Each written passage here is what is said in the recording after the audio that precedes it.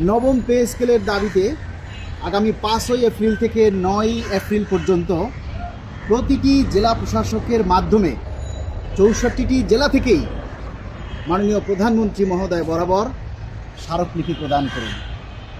বাংলাদেশ সরকারি কর্মকর্তা কর্মচারী কল্যাণ সমিতির পক্ষ থেকে এই কর্মসূচি দেওয়া হয়েছে।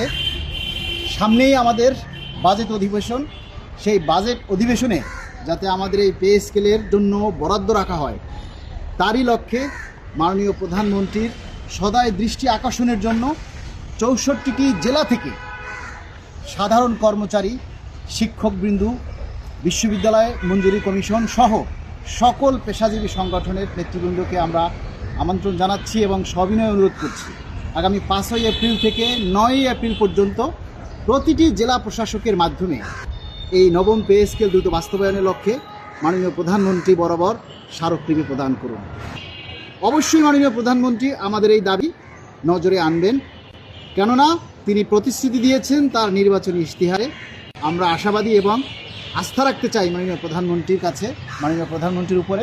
তিনি অবশ্যই 11 বছর থেকে যেই সরকারি কর্মচারীরা বঞ্চিত, বেতন বৃদ্ধি থেকে বঞ্চিত, কারণ সরকারি কর্মকর্তা কর্মচারীরা রাষ্ট্রের একটা বিরাট অংশ এবং রাষ্ট্রের সরকারের একটা পরিবারের অংশ। তাই সেই পরিবারের সদস্যদের ভালো রাখার জন্য অবশ্যই তিনি আগামী বাজেটে আমাদের জন্য ভালো কিছু করবেন এবং আমাদের এই নবম পে স্কেলের জন্য বরাদ্দ রেখে দ্রুত সেটা বাস্তবায়নের লক্ষ্যে পদক্ষেপ গ্রহণ করবেন। আমরা সেই প্রত্যাশা করি। সারা দেশের সকলের কাছ থেকে আমরা এই স্মারকলিপিটা আশা করছি। আপনারা প্রতিটি জেলা থেকে এই স্মারকলিপি প্রদান করুন। ধন্যবাদ।